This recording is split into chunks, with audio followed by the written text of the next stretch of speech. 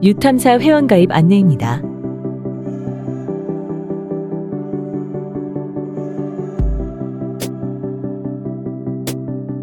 먼저 화면 오른쪽 상단의 회원가입 버튼을 클릭해주세요. 유탐사 회원가입은 자동이체, 신용카드, 가상계좌 3가지 방법이 있습니다. 첫 번째 자동이체. 유탐사의 회원이 되려면 정기를 선택해주세요. 정기는 매월 결정하신 금액을 납부합니다. 정기 납부하시기 원하는 금액을 선택하시고 성명, 휴대폰 번호, 은행을 선택하시고 계좌번호를 넣어주세요. 회원가입 여부를 알기 위해 예금주의 생년월일 정보를 입력합니다.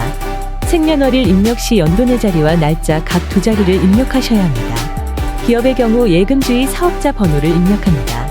출금일을 결정합니다. 출금일은 매월 5일, 10일, 15일, 20일 중 선택할 수 있습니다. 개인정보 수집 및 이용정책 동의. 이용약관의 동의의 맨 앞에 작은 네모칸을 반드시 체크하셔야 합니다. 모든 기입이 끝났으면 전자서명을 합니다. 가입하기를 누르면 정기회원 가입 끝. 정상적으로 회원가입이 되면 다음과 같은 화면이 뜹니다. 현재는 정기회원 가입만 가능합니다.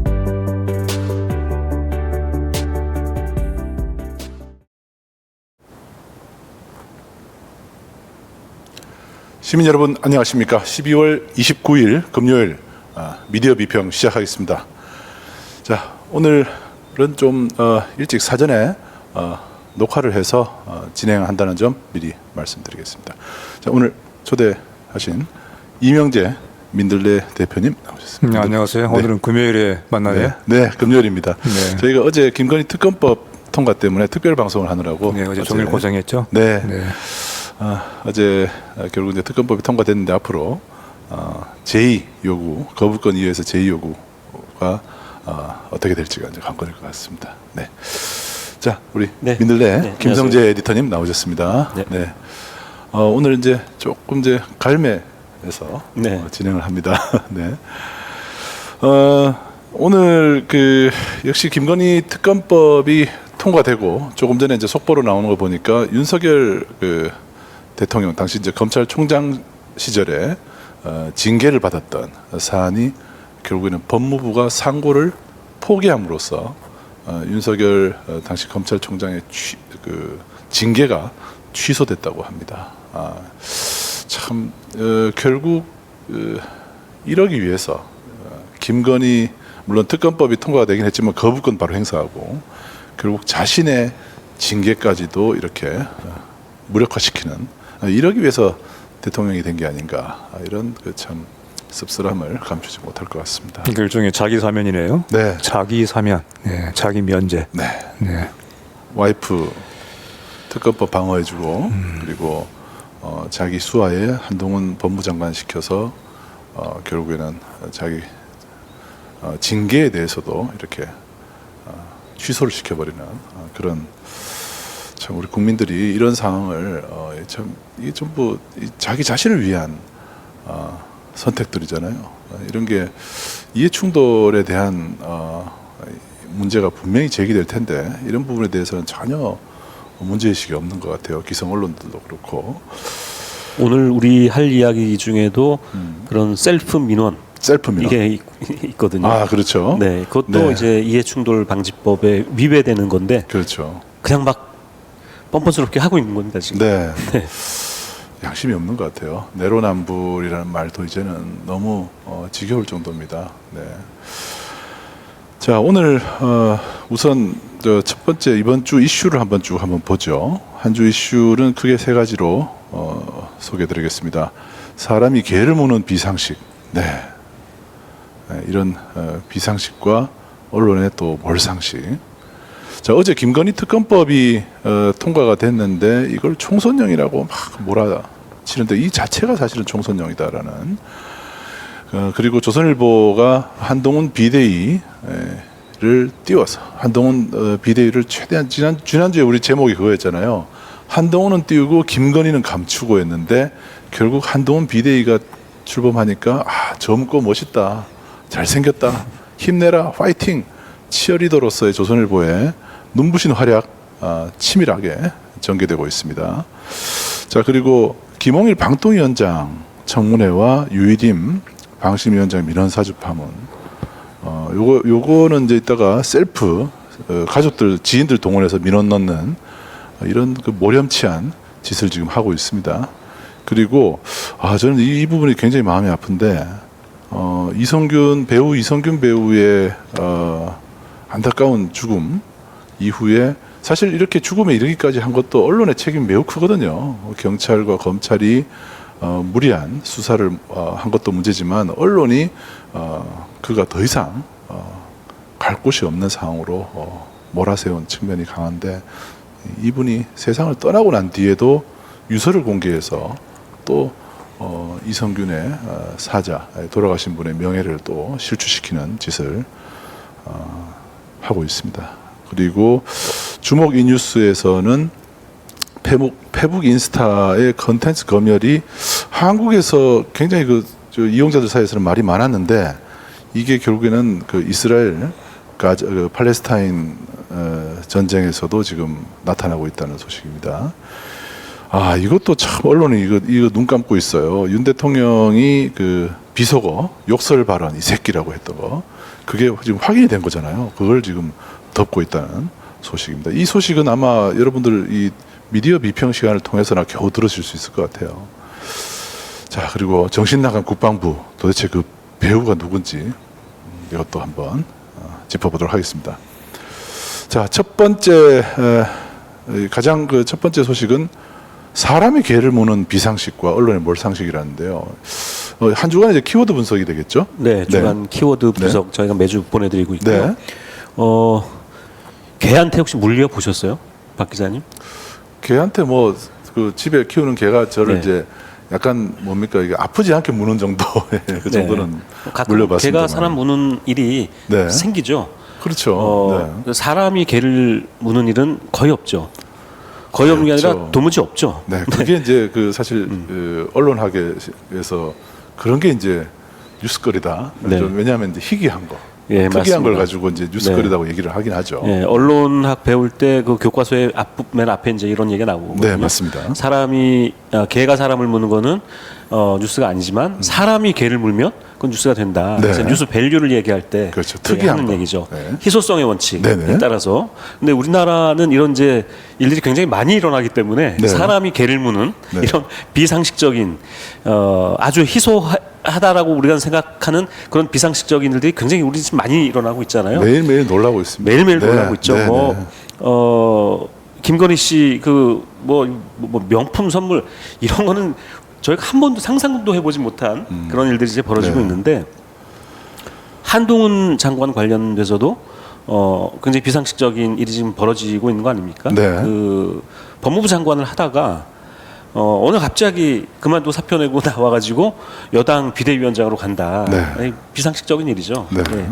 이런 비상식적인 일이 벌어지고 있는데 언론은 이 비상식을 넘어서 몰상식한 지금 보도를 지금 계속 하고 있는 거죠. 그렇죠. 비대위원장으로 이제 나가게 됐다라고 하면서 그 한동훈 장관 관련된 지금 비대위원장이죠. 관련된 기사를 찾아봤더니 13개 주요 일간지를 검색을 했습니다. 13개 조중동 등등하고 경제지 한 3개 정도 하고 그랬더니 한 일주일 정도 동안에 나온 기사가 900건이 넘어요. 그 13으로 나누면 대략 한 일주일 동안 한 개 매체가 한 70건 정도 기사를 쏟아낸 거예요. 이건 무슨 엄청난 그 양을 일주일 동안 다 쏟아낸 거죠. 그 내용도 내용이고 이렇게 그 많은 기사를 쏟아내면서 어떻게든 여론을 통해서 한동훈을 띄우려고 하는 이런 일이 지난주에 이제 벌어진 겁니다. 그래서 그 지난주 키워드 분석 키워드 표를 한번 보시면은 종합 이제 언론의 뉴스와 SNS 커뮤니티 다 합친 종합 보시면은 1위가 한동훈이죠. 한동훈이네요. 14단계 올랐습니다. 14단계나 뛰어 올랐습니다. 그래서 그냥 바로 10위권 안에 들어간 거죠. 뉴스에서도 167단계가 올라서 3위를 했고요. 사실 이게 1위나 마찬가지예요. 근데 민주당이나 국민의힘은 늘 언급이 되는 그 키워드이기 때문에 그러네요. 사람 이름으로는 제일 위에 있군요. 제일 위에 있잖아요. 윤석열보다도 더 위에 있고 이재명은 그런 집 안 되고 있죠. 예, SNS 1위 한동훈, 커뮤니티 1위 한동훈. 지금 이렇게 한동훈 이름이 엄청나게 지금 그 사람들 입에 오르내리고 있는 겁니다. 야, 이거 지난주 제목을 딱 그 정확하게 지난주 제목대로 움직였어요.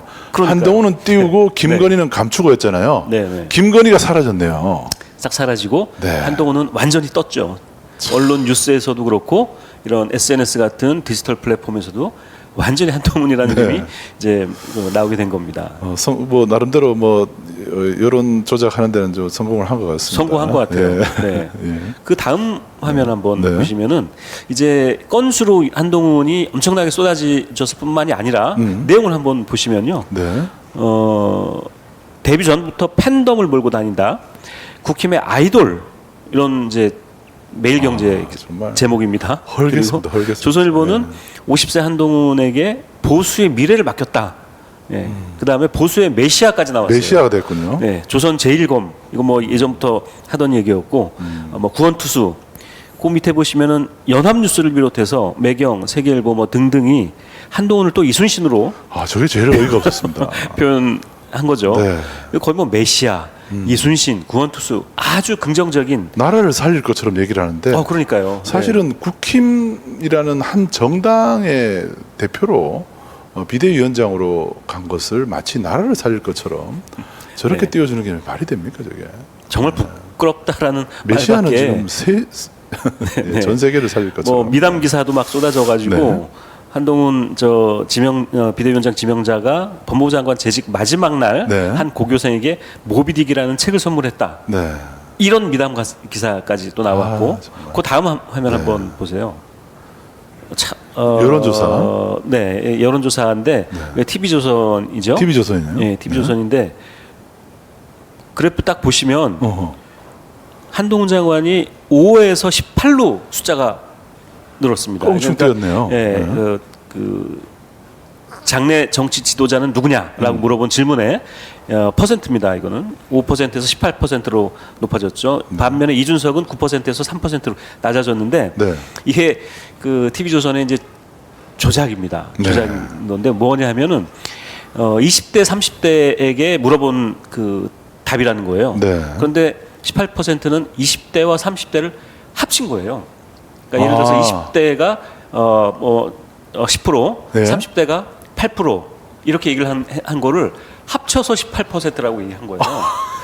이건 여론조사를 그 결과를 발표할 때 네. 이런 경우는 없거든요. 이거는 법 위반인 것 같습니다. 이거는 명백한 그 여론조사 관련 법을 위반한 것 같은데요. 위반한 네. 거죠. 네, 법을 네. 위반한 거고 정말 어이없는 이런 장난을 쳐서까지 이제 한동훈 과태료 좀 물고 말겠다는 거네요. 네, 네. 높아졌다. 뭐 이런 얘기를 하고 있는 거고요.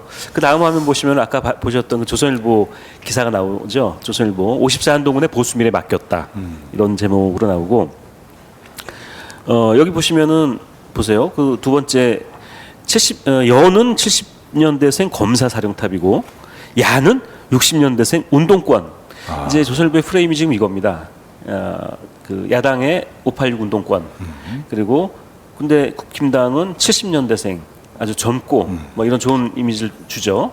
하면서 그 운동권과 그래서 조선일보가 지금 계속 그 뭐 사설이나 칼럼에서 쓰는 게 이제 586 운동권 또 물러나야 된다. 뭐 비리가 많고 뭐 이런 얘기를 계속 하고 있는 거죠. 네. 이게 다 한동훈을 띄우기 위한 이런 그 어떤 전략, 총선 전략이라고 봐야 되겠죠. 이게 이제 사실 이 군사 정권 시절에 네. 뭐 이 검사들이 당시에 운동권 대학생들을 잡아들이고 경찰들이 그랬던 때가 재판된 그 느낌이 좀 검사와 이제 운동권 이렇게 얘기만 하니까 그런 느낌도 좀 드는데 아무래도 사령탑 운동권을 굉장히 그 지금 이제 한동훈 장관이 사실 그 장관 시절에 자기가 운동권에 대해서 굉장히 좀 안 좋게 얘기를 많이 했었잖아요. 네. 그런데 그 워딩을 좀 그대로 따서 운동권이라는 프레임으로 집어넣는군요. 네. 그 다음 화면. 네. 다음 화면 보시면 네, 머니투데이 정심교 기자의 기사의 제목인데 뱃살 하나도 없네. 한동훈처럼 50대에도 늘씬한 아재 되려면 뭐 정말 더 얘기하고 싶지 않은 기사인데 네. 이런 것들이 지금 SNS 돌고 있어요. 돌고 있는 거를 제가 퍼온 건데요. 네. 이 정심교 기자가 SNS를 하고 있다면 이거 보고 있겠죠. 그 옆에 보시면은 조선일보 기사 두 가지인데 한동훈 처칠 명연설과 서태지 노랫말을 인용했다라든지 그 다음에 또 운동권 얘기가 나오죠. 운동권과 싸울 것, 서울에서 싸울 것이다. 처칠 명연설 꺼냈다. 한동훈을 처칠에 또 비유가 온통 이렇게 좋은 긍정적이고 밝고 뭐 좋은 이런 이미지로 지금 막 포장을 해서 지금 붕붕 뛰고 있는. 야, 이런 적이 없었던 것 같아요. 이런 정도로. 근데 지금 머니투데이는 그 50억 클럽의 그 회장, 이름이 머니투데이 회장이 지금 50억 클럽에 연루가 돼 있잖아요. 네. 그래서 머니투데이가 특히나 이 윤석열 정권에 대해서 이런 그 우호적인 기사를 많이 쏟아내고 있다라는 비판을 좀 받아왔는데 이번에 정말 압도적이네요.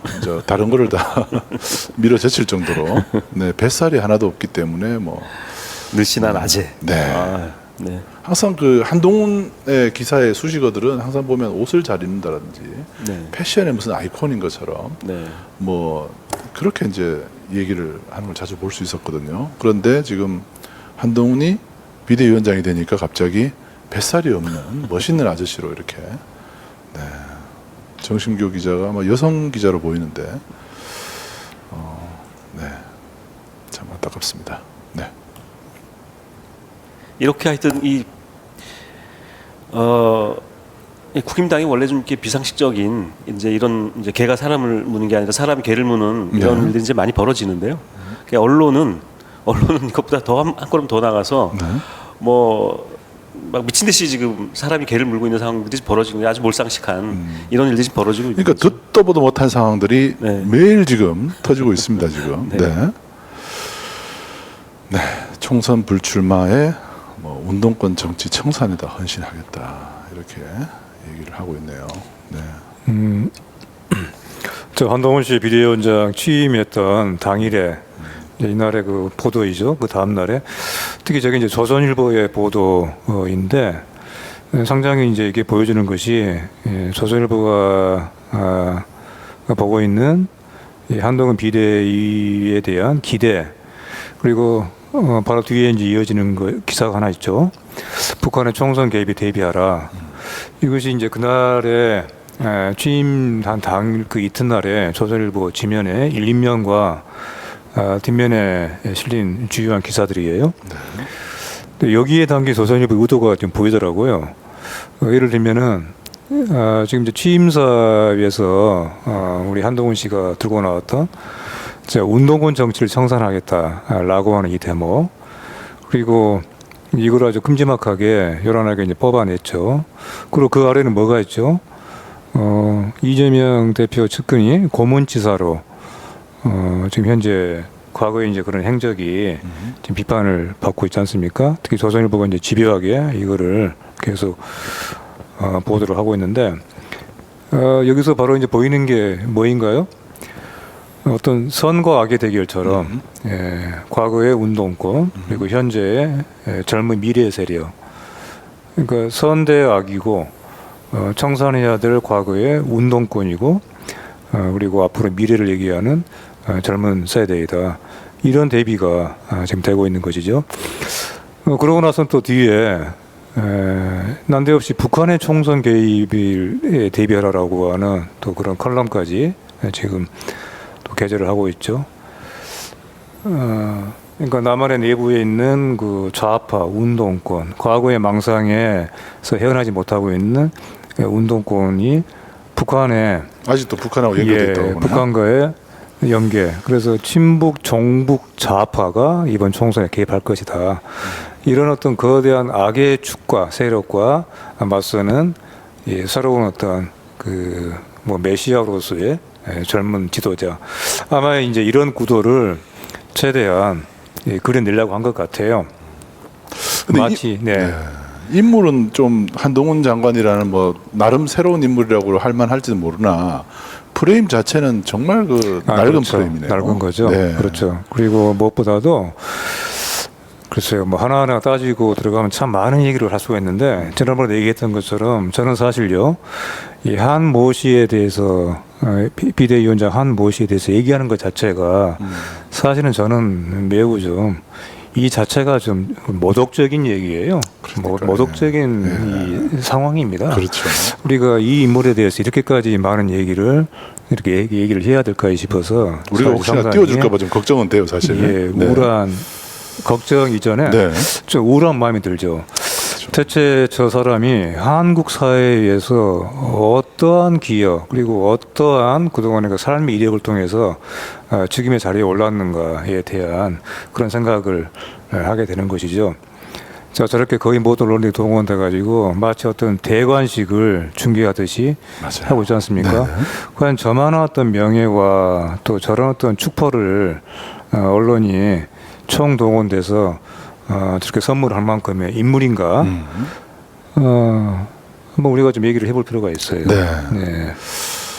참 이 언론이 한동훈 비대위원장을 역대 윤석열 저 출마 때도 그때 아주 좀 볼썽사납게 띄워주고 했었는데 한동훈 장관에 대해서 이렇게 언론에 유독 보면은 이제 검사들이나 검찰 권력에 대해서 유난히 이렇게 좀 비굴한 모습을 많이 보여왔는데 한동훈 비대위원장을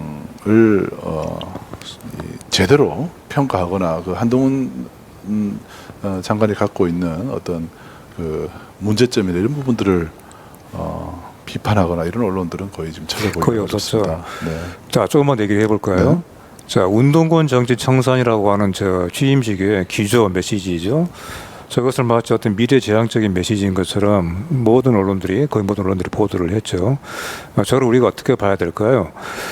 또 저 취임사에서 뭐 동료 시민이라고 하는 표현을 여러 번 써서 또 상당히 거기에 대해서 많이 칭송하는 보도가 이어졌는데 운동권 정치를 청산하겠다라고 해서 과거의 운동권에 대해서 아주 낡은 세력인 것으로 그렇게 한편 매도하고 또 한편 동료 시민이라고 얘기를 지금 하고 있는데 동료 시민이라고 할 때 그 동료 시민 의식에 대해서 과연 얼마나 알고 있을까 그런 생각을 하게 돼요. 자, 지금 저렇게 동료 시민 운운을 하면서 과거의 운동권 청산하겠다고 하는 얘기를 하고 있는 저 인물이 지금 누리고 있는 지금의 이 자유, 지금의 대한민국의 이런 그 선진국이 돼가고 있는 상황, 그리고 저런 사람이 언론에 그러니까 무제한의 자유를 누리고 있는 언론에 의해서 하루아침에 스타가 되고 저렇게 곽광을 받는 현실, 저것을 이뤄내는 것이 과연 무엇이었는가? 저것은 지금 바로 저렇게 얘기를 하고 있는 과거의 운동권이건 또는 운동권은 아니었다 하더라도 당시에 운동권과 동료 시민으로서 엄혹했던 군사 독재 시절에 거리에서 또 삶의 현장에서 당시의 그 시대 상황에 때로는 피를 흘리고 땀을 흘리고 수고를 기울였던 바로 그런 사람들이 지금의 상황을, 지금의 대한민국을 이끌어낸 것이에요. 여기에 대해서 당신은 과거에 무엇을 하고 있었는가라고 우리가 묻지는 않겠어요. 다만 최소한 지금 이 같은 자유, 이 같은 대한민국에 상당히 복된 현실을 누리고 있는 것에 대해서 최소한의 이것이 어디로부터 온 것인가에 대한 공경은 있어야죠. 그것에 대해서 함부로 모독하지는 말아야죠. 이건 대단한 무례이고 불선이에요. 자신이 누리고 있는 그 자유의 그 원천, 그것이 어떤 어디로부터 비롯된 것인가에 대해서 정말 단 1분이라도 생각을 했으면 싶고요. 지금 저 한동훈 씨가 저렇게 마치 어떤 우리 사회 지도자처럼 마치 훈계조로 지금 얘기를 하고 있죠. 어떤가요? 저는 사실 뭐 나이를 가지고 뭐라 하고 싶지는 않아요. 지금 바로 문제 조선일보 기사에서는 나이를 저나 또 특별하게 괄호 속에 뭐 한동훈 나이 50, 그 바로 밑에 이재명은 나이 60, 50대와 60대의 대결처럼 좀 보이죠? 그렇죠. 기사에. 네. 저렇게 또 아마 대조를 시키려고 한 것 같아요. 저 의도가 보이죠? 젊은 사람과 젊은 미래지향적인 사람과 나이 들어서 이제 기울어져가는 그런 상대적으로 과거 낡은 세력을 대표하는 사람이라고 대비를 하고 싶어하는 것 같은데, 근데 나이는 말입니다. 생물학적인 나이보다 더욱 중요한 것은 이 사람이 살아온 삶의 내력, 그리고 과연 이 사람이 정신적으로도 청년인가 젊은가 아닌가, 그걸 봐야 되는 거 아니겠어요? 그렇습니다. 아무리 나이를 먹어도 젊은 사람이 있습니다. 그렇죠. 아무리 젊어도 나이 같은 사람이 있는 거예요. 요즘 좀 그런 경향이 좀 있는 것 같아요. 오히려 좀 나이가 있으신 분들이 훨씬 사고가 그렇죠. 좀 더 건전하고 또 이렇게 또 우리 사회의 어떤 미래에 대해서 고민을 많이 하시는 반면에 좀 젊은 분들은 또 이렇게 상대적으로 좀 그렇지 않은 면도 많이 보이죠.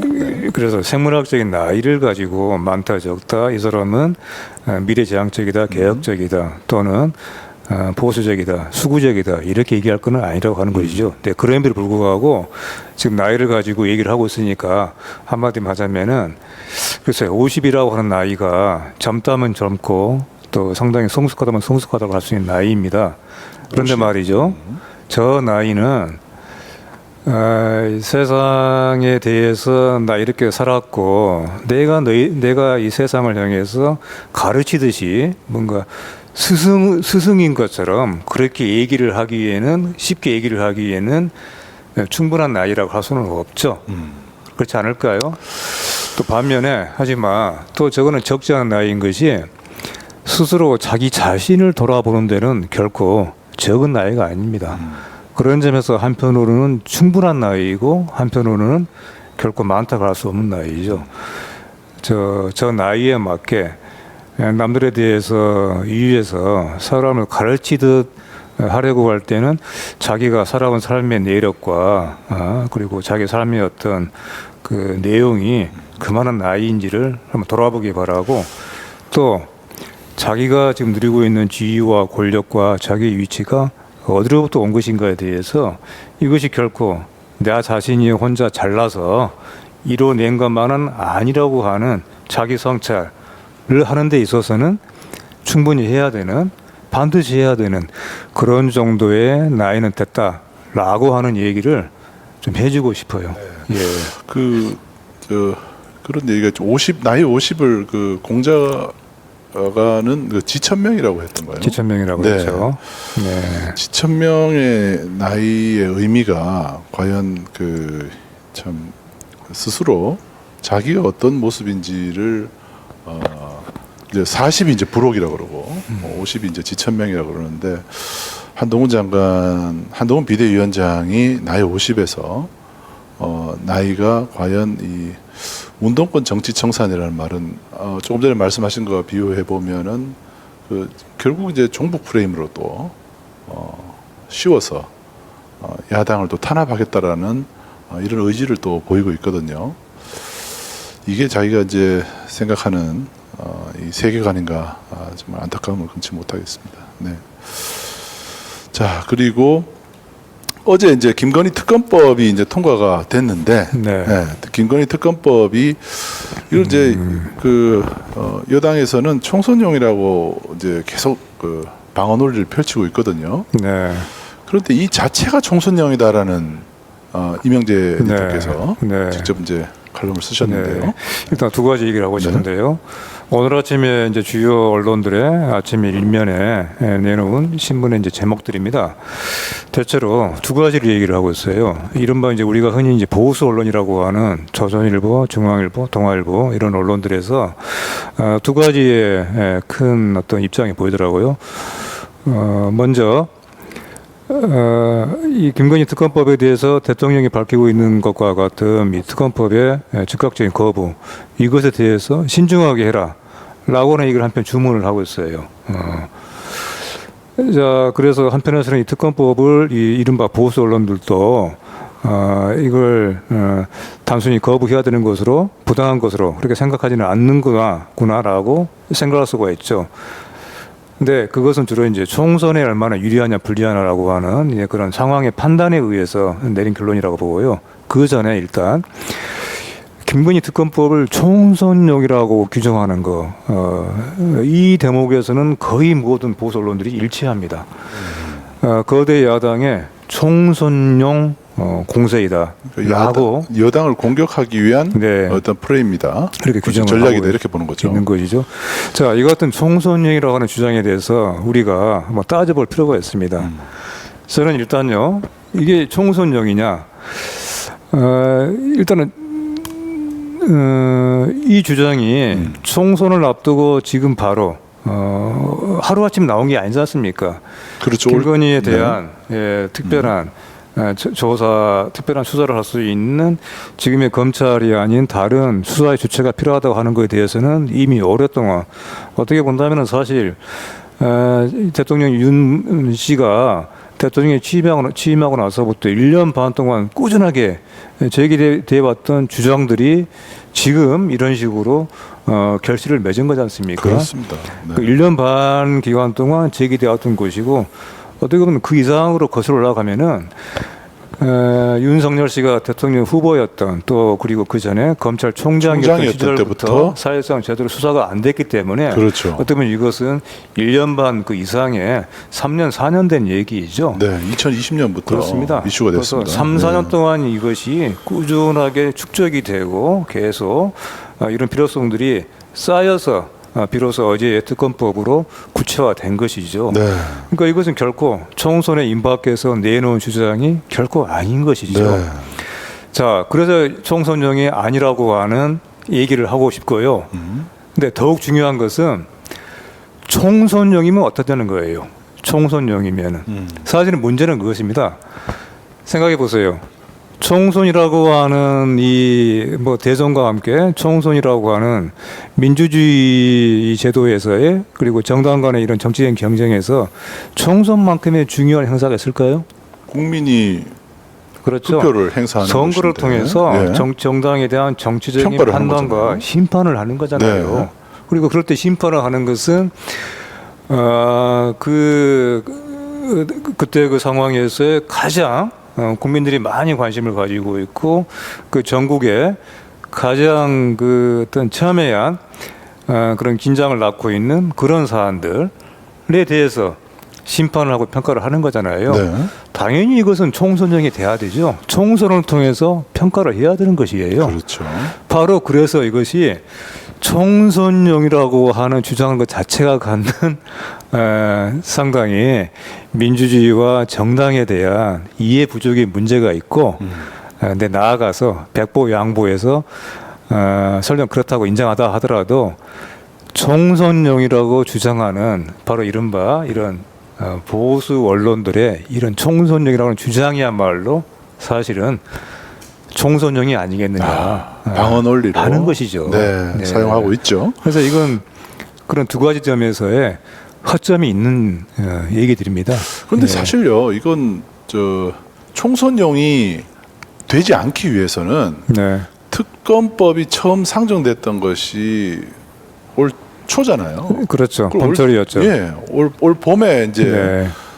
국회에 처음 이제 발의가 됐는데 네. 그럼 그때 통과시켰으면 총선용이 안 되잖아요. 그렇습니다. 그죠? 총선용으로 귀결된 것의 일차적인 책임은 바로 그 자기 자신들에게 있고 국힘에 있죠. 예, 이제 국힘에 있고 네. 그리고 바로 이제 그 같은 논리를 그대로 인용할 뿐만은 아니라 오늘 아침에 이제 신문들에서는 국힘당의 주장을 인용하는 걸 넘어서 가지고 먼저 그 신문들 자신이 이렇게 규정을 하고 있어요. 낙인을 찍고 있습니다. 총선용이라고. 그러니까 그 전점에서 정확하게 일치하고 있는 것이죠. 국힘당이 입장하고 이 보수 언론들 주장하고 정확하게 네. 서로 일치하는 것이죠. 너무 정치적인 네. 편향성이 기울어진 농장이라는 것이 왜 지금 이제 계속 지금 한동훈부터 해서 너무 기울어져 있고요. 국힘, 검찰, 대통령실 이 세 주체가 그냥 한 몸이 되어서 내년 총선을 위해서 뛰고 있다는 것을 우리 국민들이 사실 알만한 분들은 다 알고 계십니다. 그냥 조용히 입 다물고 지켜만 보고 있어요. 내년 총선이 오기만을 기다리면서 조용히 지금 기다리고 있습니다. 이걸 국힘에서 알고 있어요. 알고 있다 보니까 지금 계속 언론 동원해서 이런 말도 안 되는 기사들을 쓰고 있는 것이죠. 지금 보면 이 저 조선일보, 중앙일보, 서울신문 보면 네, 총선용이라고 막 지금 이렇게 단정을 쏘이네요. 하고 있죠. 총선용, 예. 총선용, 예. 총선용. 자 지금 조선일보가 중앙일보의 경우에는 네. 자 총선용이라고 일단 규정을 하고 나서 하지만 이제 사설에서는 거부권 행사에 대해서 신중하게 하자라고는 얘기를 지금 펴고 있죠. 네. 근데 거부권 행사에 대해서 당연히 이건 거부권을 행사해야 된다라고 주장하는 신문까지 네. 나오고 있어요. 네. 대표적인 거부돼야 것이 바로 마땅하다. 이제 서울신문인데 서울신문이죠. 호반건설의 그림자가 네. 확 보이네요. 네. 네. 아무튼 서울신문에 대해서는 우리가 미디어 비평 시간에도 몇 번 얘기를 했지만은 서울신문은 아무튼 과거에 90년대 이전이죠. 그야말로 관영 언론이었던 당시에 바로 그런 서울신문으로 돌아가고 있는데 바로 이제 이런 점에서도 지금 서울신문은 분명히 관영 매체가 아니에요. 대표적인 사형 매체이죠. 네. 건설 자본에 의한 바로 이런 사형 언론이 왜 관영 언론과 거의 일치하는가, 서로 상통하는가 하는 거를 지금 보여주고 있는 거예요. 네. 안타깝네요. 서울신문은 호반건설이 이제 인수를 해서 호반건설이 뭔가 정권한테 잘 보여야 되는 이제 이런 상황이 벌어진 거죠. 네. 네. 그래서 그때면 네.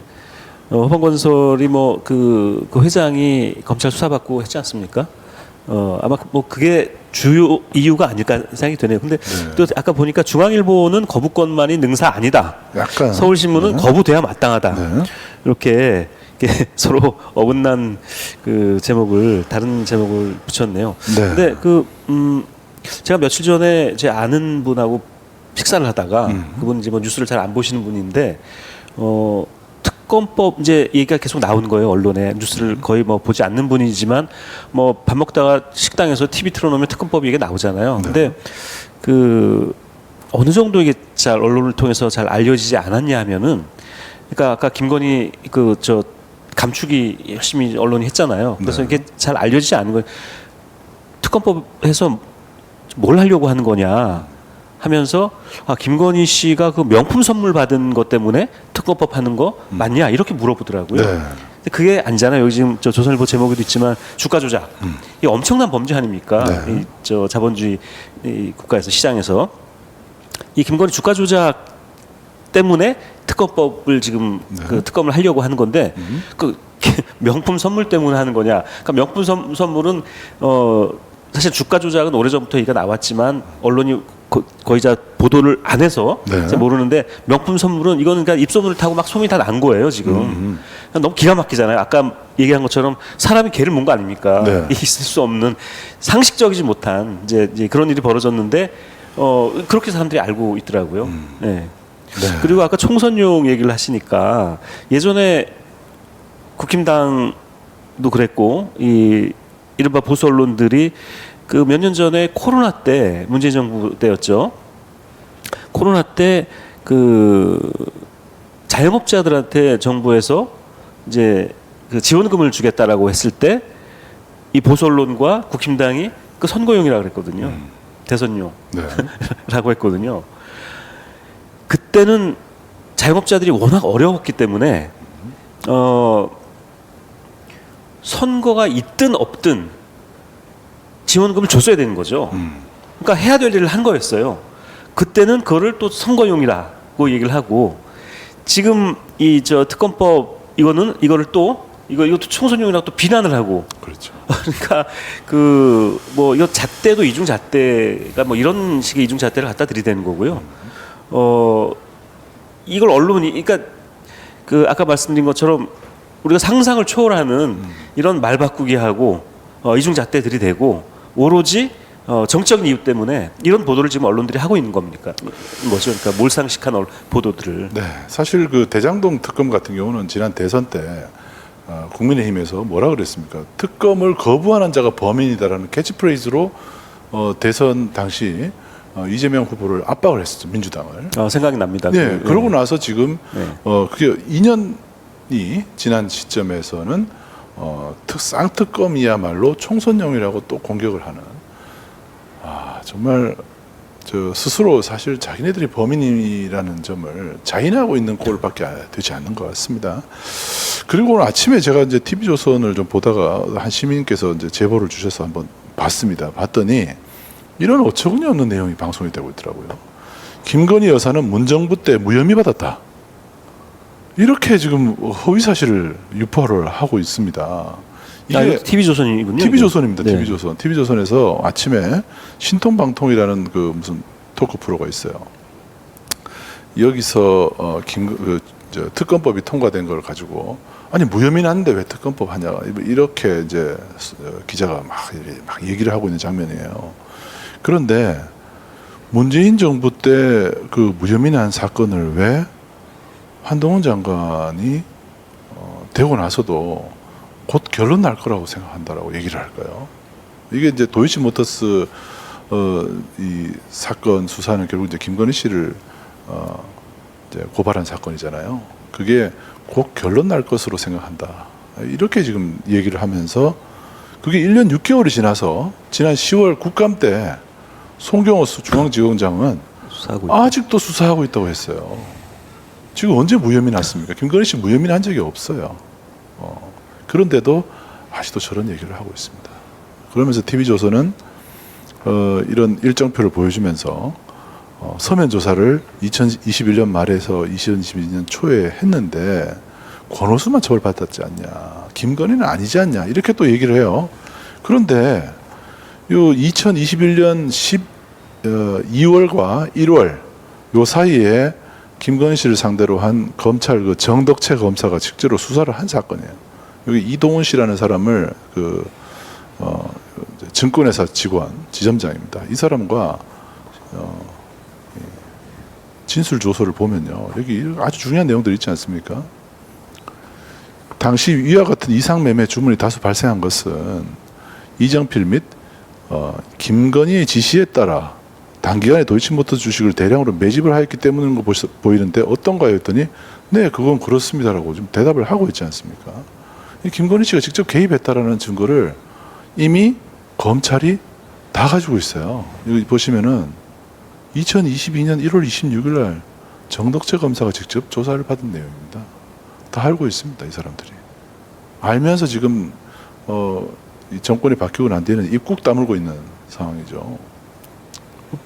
판결문에서도 지난 올 2월에 있었던 도이치 주가 조작 1심 판결문도 보면은 김건희 이름이 수십 차례 등장하고, 그리고 계좌 거래 중에서도 49건이 유죄로 드러났습니다. 이 보시면은 지금 재판부에서는 김건희 계좌 거래가 106건이 있었는데 그 중에 48건이 통정 가장 매매 그리고 시세 조정이 한 건이라 해서 총 49건이 김건희 씨가 관련되어 있는 사건이에요. 근데 이걸 무혐의 났다고 얘기한다는 거 보고 제가 깜짝 놀랐습니다. TV조선이 무슨 근거로 저런 얘기를 하는지.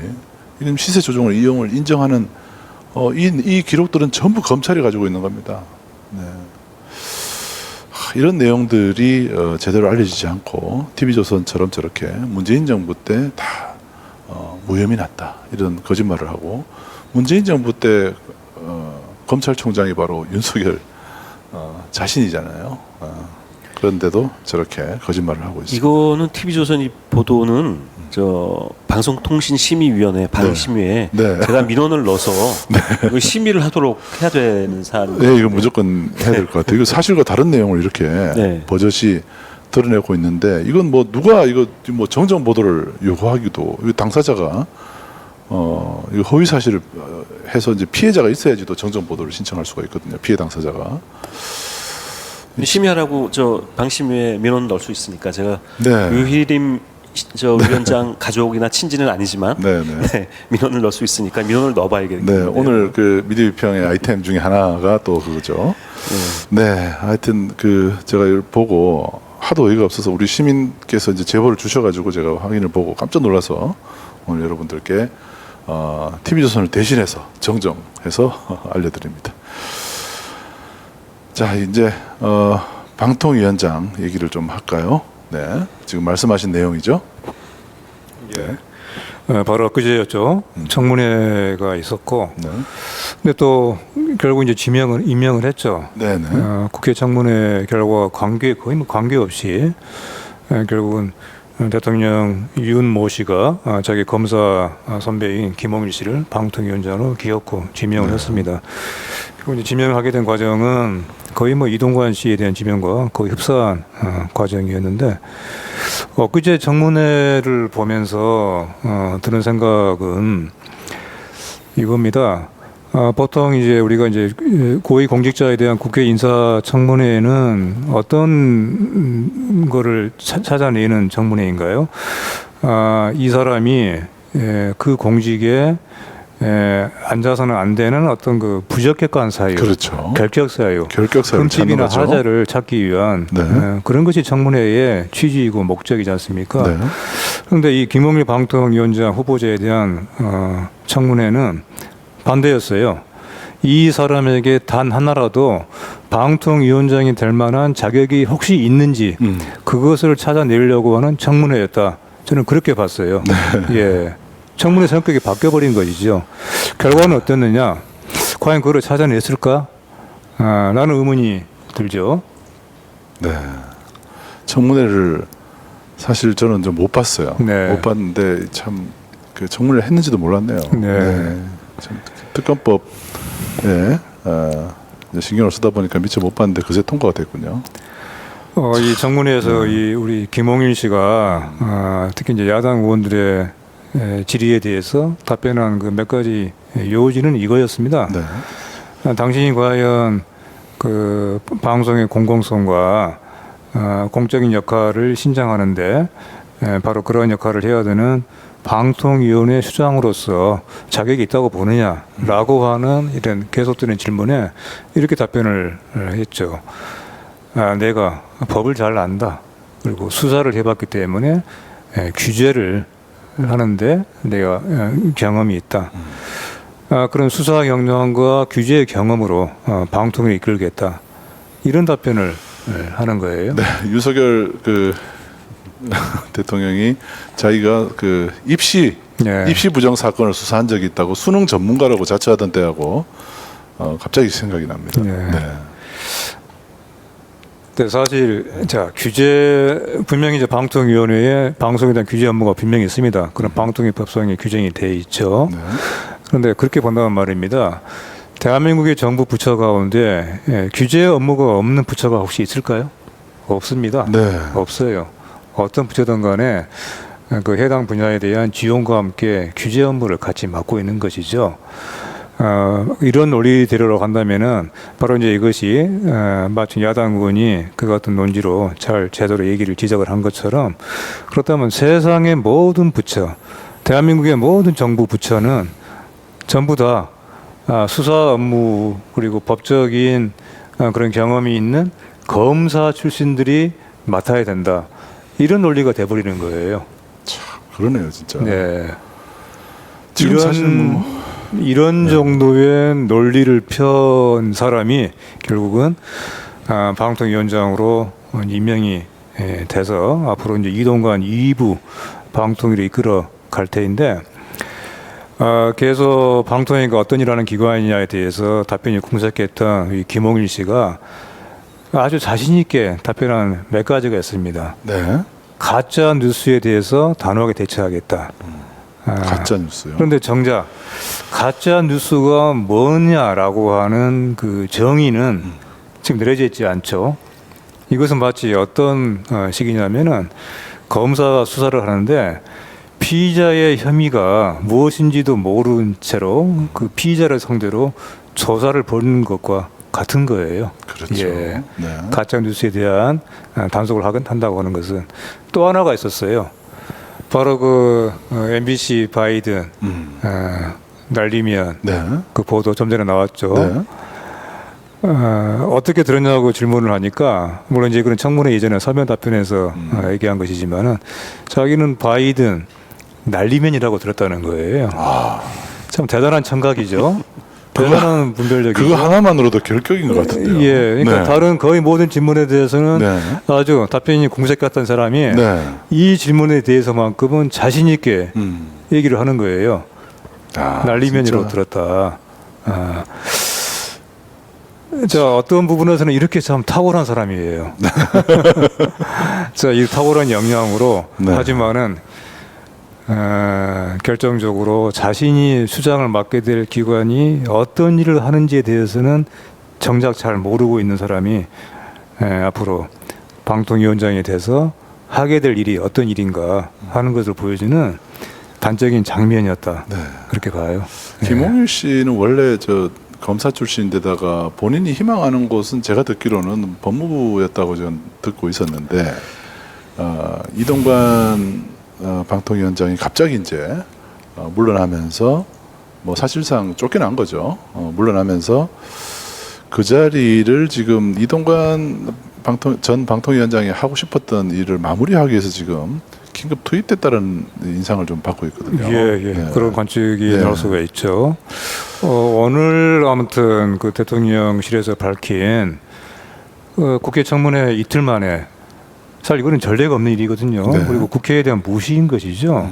이렇다면 국회 청문회를 할 필요가 없는 것이죠. 그렇죠. 국회 청문회 보고서가 그 채택이든 또는 채택 부적격 불채택이든. 보고서든 네. 간에 최소한 그 보고서를 받아봐야죠. 그리고 나서 판단을 하는 것이죠. 보고서가 아직 나오지도 않았는데. 그렇죠. 예.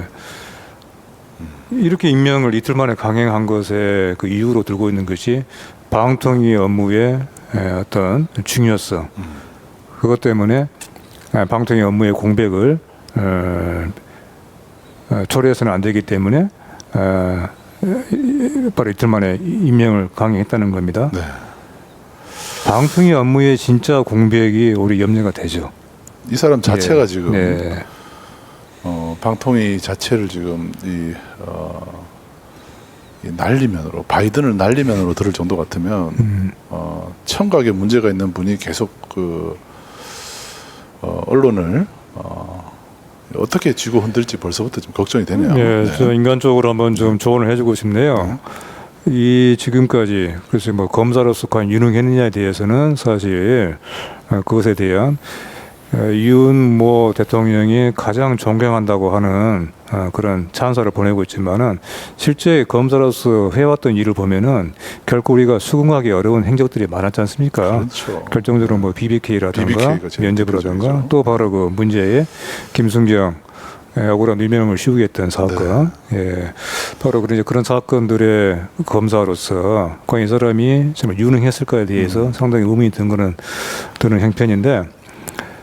좀 전에 바이든 날리면이라고 하는 자기가 분명히 들었다라고 하는 바로 그 대목을 좀 비유하자면은 자 그렇게 자기가 나름대로 쌓아왔던 검사로서 그리고 누군가로부터 그렇게 존경을 받고 있는 그런 검사로서의 탄탄한 이력이 방통위원장을 맡음으로써 그동안 쌓았던 자기 이력과 자기 삶의 어떤 자긍심이 한순간에 날아갈 수가 있다. 네.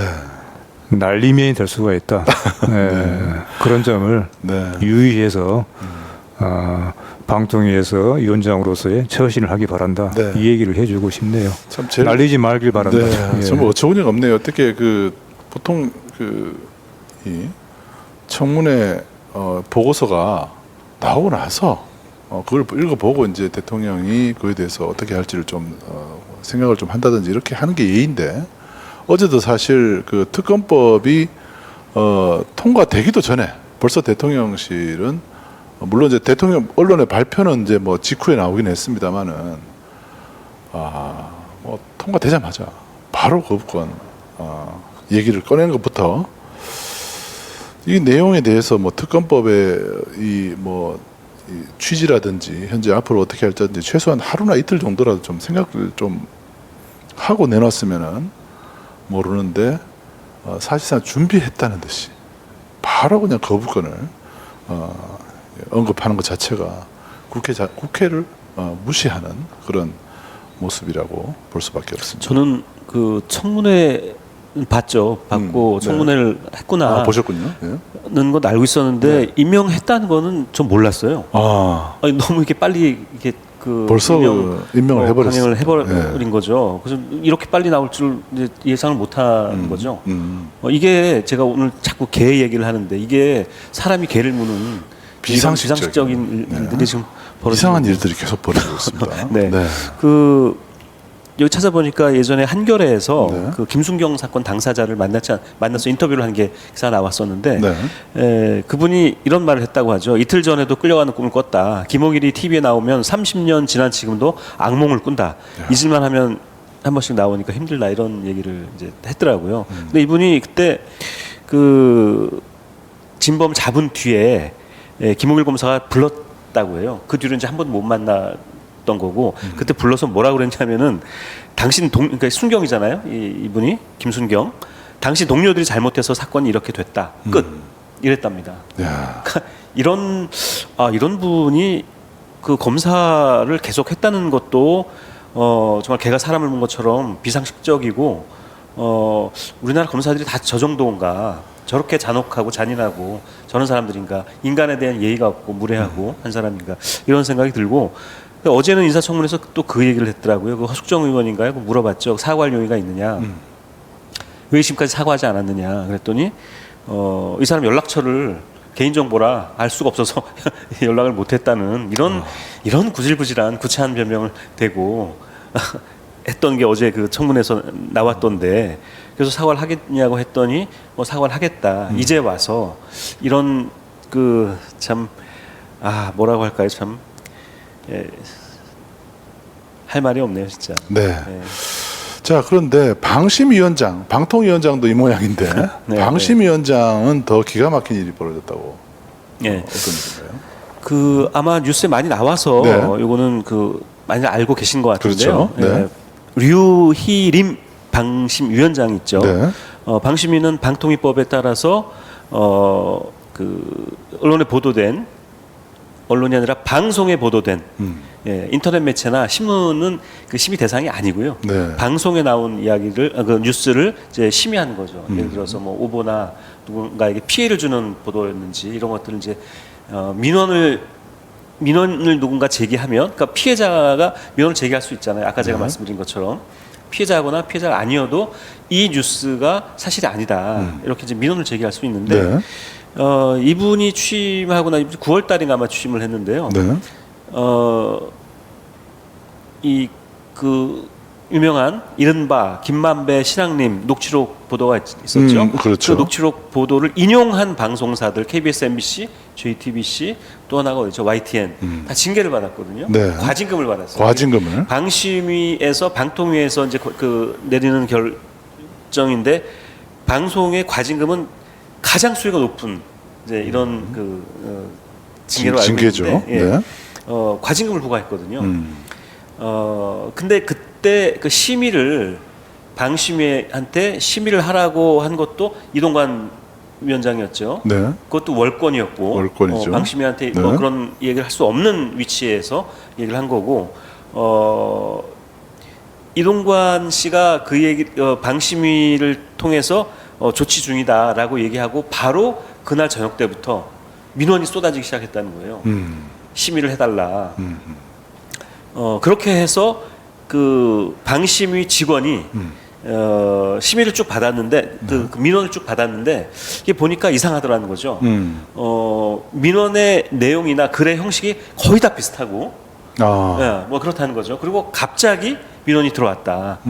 그래서 밀려오듯이 쏟아져 나온 거죠. 민원이. 그래서 이상하다 하면서 의혹을 제기하면서 국민권익위에다가 이거를 제보를 한 거예요. 방심위 직원이 제보. 방심위 직원이 제보를 한 거예요. 그래서 알아봤더니 민원을 제기한 한 200 몇 건이 민원이 들어왔는데 엄청나네요. 200 몇 건이면 그 절반 정도가 그 절반 정도를 그래서 찾아봤더니 이 유희림 위원장 방심위원장의 처제, 동생, 또 뭐 친척 이런 사람들이 민원을 제기했고 또 이 유희림 위원장 옛 직장에 다니던 사람들 옛 직장이 어디였습니까? 미디어 연대라는 뭐 연대가 있었죠. 야, 거기 시민단체 같은 곳이죠. 예, 우익 그 네. 시민단체인데 여기 일하던 분이 이제 민원을 제기한 거예요. 그래서 이건 뉴스타파가 이제 보도를 했고 그리고 몇 시간 후에 경향신문이 보도를 했고 했는데 다른 언론들은 또 조용하더라고요. 거의 보도를 안 했는데 네. 지금은 이제 좀 많이 알려졌죠. 근데 그렇게 해서 이제 이게 가족이다. 뉴스타파가 그 나중에 이 민원을 제기한 유일임 위원장의 지인하고 인터뷰를 한 내용이 있더라고요. 네. 그래서 물어봤더니 자기가 한 게 맞다. 맞다. 맞다라고 하면서 하여튼 뭐 부탁을 받고 뭐 했다는 부탁을 받았다. 예, 얘기를 한 거예요. 누구의 부탁을 받았다는 것도 나왔습니까? 유일임 위원장. 유일임이 직접 부탁했다는 거죠? 네. 야, 제가 그렇게 이건 뭐. 봤는데 아무튼 이게 지금 그리고 나서 그 민원을 가지고 심의를 했는데 그 심의를 한 게 바로 이 위원장이 주관하는 회의에서 심의를 한 겁니다. 그러니까 이거는 이해충돌방지법에 걸리는 거죠. 걸리죠. 예, 자기 친척이나 가족이 민원을 넣어서 심의를 한 거 아닙니까? 그러면은 당연히 유일임 위원장은 그 심의를 할 때, 그 심의 회의를 할 때 제척되는 게 이게 상식이거든요. 근데 그냥 심의를 한 거예요, 이분이. 그러니까 이것도 이제 문제가 있는 거고 이해충돌방지법에 어긋난 그 위법을 저지른 겁니다, 이분이. 그리고 아주 이거는 저열하고 부도덕한 거죠. 이런 식으로 셀프 민원을 제기해서 이른바 이분들이 얘기하는 그 가짜 뉴스를 잡아내겠다. 그 인용한 보도들을 다 심의해서 과징금을 부과하겠다. 이제 이런 하나의 전략을 가지고 작전을 가지고 진행이 됐던 이런 일인 겁니다. 이런 게 바로 이제 가짜 뉴스가 뭐냐는 그런 가짜 뉴스는 결국 가족들 시켜서 만들어내는 게 가짜 뉴스다 이런. 그렇죠. 이거는 방심에 대한 업무 네. 방해이죠. 네. 이런 업무에 대한 방해이죠. 그러니까요. 그리고 우리가 저는 이제 이 방송통신심의위원회잖아요. 이 네. 방송통신심의하기 전에 바로 문제의 인물 유일임 씨의 머릿속을 먼저 한번 심의를 해보고 싶네요. 머릿속에 이 고발사주 사건이 네. 철퇴가 내려졌다면은 기성천외한 행태인데 네. 근데 정작 이제 이 사람은 자기가 잘못한 것에 대해서 돌아보기는커녕 누가 이 제보를 했는지 그걸 지금 색출하는 작업을 하고 있잖아요. 그렇죠? 네. 방심위 내부에서. 네, 색출해서 뭐 징계하겠다 지금 네. 이렇게 본인의 입으로 또 얘기를 했더라고요. 적반하장의 뭐 후한무치에 어떠한 이 수식어를 동원해도 참 모자라네요. 네. 너무 기가 막힙니다. 네. 그리고 이제 뉴스에서 대체로 지금 김만배 신앙님 녹취록 이렇게 네. 얘기하는데 저는 그 표현을 좀 바꿨으면 좋겠어요. 그거는 뭐냐면 윤석열 검사 부산저축은행 불법 대출 수사 무마 의혹이거든요. 그걸 맞아요. 제기한 거 아닙니까? 네. 근데 김만배 신앙님 녹취록 이래 보니까 정말 무슨 그 음모론자들이 딱 보면은 정말 뭐가 있나 보다. 뭐 이렇게 얘기를 하잖아요. 네네. 두 사람이 뭐 이렇게 몰래 뭔가를 음모를 꾸며서 이렇게 한 것 같은데 이거 정확히 뉴스타파가 윤석열 검사의 불법 대출 수사를 무마했다는 의혹. 그 의혹이에요. 그 네. 의혹을 제기한 거였어요. 저 사건이 대장동하고 연결돼 있거든요. 연결돼 있죠. 그렇기 네. 때문에 당시에 이게 윤석열 게이트가 아닌가, 대장동 게이트는 윤석열 게이트가 아닌가라는 의혹이 대선 전에 네. 또 나왔던 거죠. 근데 그걸 자꾸 감추려고 그걸 감추기 김만배 위해서. 신앙님 녹취록 이렇게 하는데 그렇게 안 썼으면 좋겠어요. 물론 뭐 안 썼으면 좋겠다고 해도 뭐 쓰겠지만 좋은 지적이네요. 그러네요. 이게 참 이름을 어떻게 정하냐가 그렇죠. 그게 바로 프레임인데. 제대로 우리 명명을 해야죠. 네. 언론들이 참 언론들이 제대로 하지 못하면은 참 미디어 비평 시간에 이렇게 AS를 하는 것 같습니다. 네. 자, 그 다음에 지난주 가장 충격적인 사건이었죠. 배우 이성균 씨의 사망. 이게 이제 사실 그날 하루 동안 정말 많은 분들이 슬퍼했고 많은 분들이 눈물을 흘렸어요. 그리고 어떤 분은 최진실 씨가 그때 사망했을 때만큼이나 충격적이다. 그 정도로 이성균 배우가 그동안에 이제 출연했던 드라마라든지 영화를 다시 한번 이렇게 회상하면서 같이 슬퍼하는, 마치 가까운 사람이 세상을 떠난 것처럼 굉장히 슬퍼하는 분들이 많았습니다. 그런데 제가 지난주 말에 이성균 배우가 출연한 영화 잠을 봤거든요. 근데 OTT에서 봤는데 그거 굉장히 재밌는 영화입니다. 근데 이렇게 또 이런 일이 벌어져가지고 저도 깜짝 놀랐고 SNS에서 이성균 배우를 추모하고 이런 뭐 많은 사람들이 정말 그런 추모하는 글을 올렸고 추모하는 글과 함께 또 한 가지 우리 시민들이 지적한 부분이 뭐냐면 이건 언론이 검찰과 언론이 타살을 한 거다. 이제 이런 사회적 지적들을 그렇죠. 굉장히 네. 많이 하더라고요. 네. 지금 조선일보가 그동안에 이성균 씨 관련된 기사를 굉장히 많이 냈더라고요. 어마어마하게 쏟아냈죠. 뭐 몇백 건을 네. 냈던데 네. 다 이제 뭐 마약 복용 혐의 네, 붙여서 냈죠. 역시 조선일보다운 그 폐륜 행위를 또 한번 어제 그저께였나요? 했습니다. 그 뭐냐면 유서를 공개한 건데요. 유서를 공개할 때는 유명인, 연예인이나 또 정치인도 마찬가지고 공개할 때는 대체로 기자들이 이제 이렇게 이거 상식으로 알고 있어요. 유가족이 공개해도 좋다, 공개하겠다라고 밝히거나 그렇지 않습니까? 네. 또 하나는 어려운 문제지만 공익적인 이유가 있다면 유서를 공개하지 않는 것보다 공개하는 것이 공익적 가치가 더 크다면 그때는 공개를 하기도 하죠. 보통 네. 유족이 이제 공개를 할 경우에만 이제 공개를 하고 제가 그 지금 정확히 기억을 못 하겠는데 자살 보도 준칙이라는 게 있잖아요. 거기에도 유서를 공개할 때 어떻게 해야 되는지에 대한 내용이 제가 본 것 같은데 자살 보도 그 준칙 제가 말씀드릴게요. 네. 한국 기자협회 자살 보도 권고 기준 네. 에 뭐라고 나와 어떻게 있냐면 나와 있습니까? 고인과 유가족의 사생활을 보호하고 자살의 미화를 방지하려면 유서와 관련된 사항은 되도록 보도하지 않는다. 이렇게 되어 있습니다. 아, 이미 그래서 그렇게 돼 있군요. 네, 그 보도하지 않는 게 그냥 상식이에요. 유서가 저 유족이 원하지 않으면. 그게 사자 명예훼손 가능성이 높거든요. 네.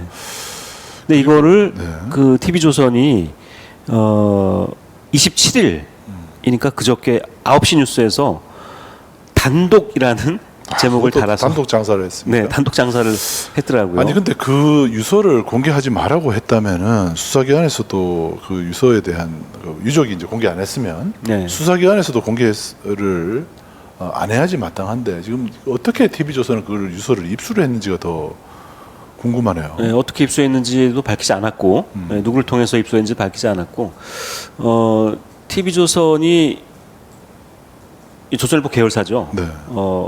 조선일보가 한 2년 전에 또 똑같은 짓을 한번 한 게 있어요.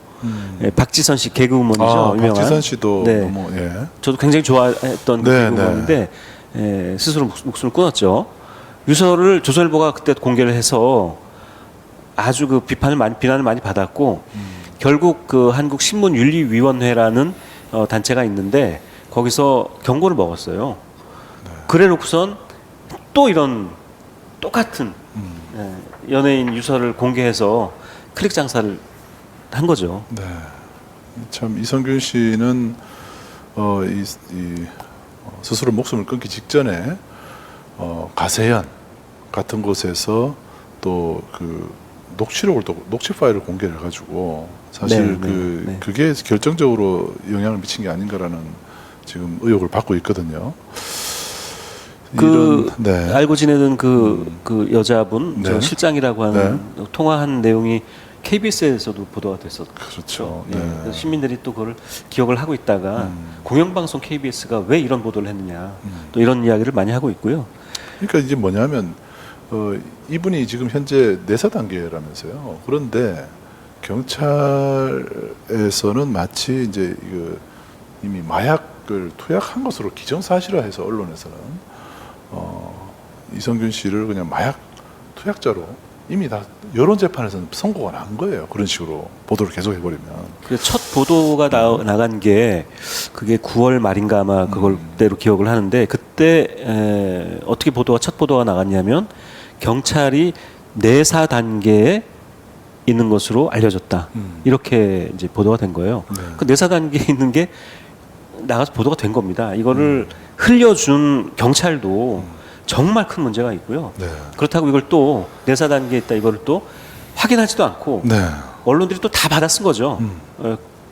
클릭 장사가 되니까. 맞아요. 더더군다나 이선균 같은 그런 좋은 이미지의 배우가 마약 혐의 이러니까 이제 뭐 뉴스가 된다라고 이제 본 거죠. 네. 그래서 그때부터 이제 쓰기 시작해서 이선균 씨가 3번인가 경찰에 불려와서 조사를 받은 걸로 제가 기억이 나는데 그때마다 언론들이 막 정말 그 뭐라 그러죠? 하이에나 때처럼 몰려들어서 인터뷰를 하고 했던 그런 장면들도 기억이 나고요. 네.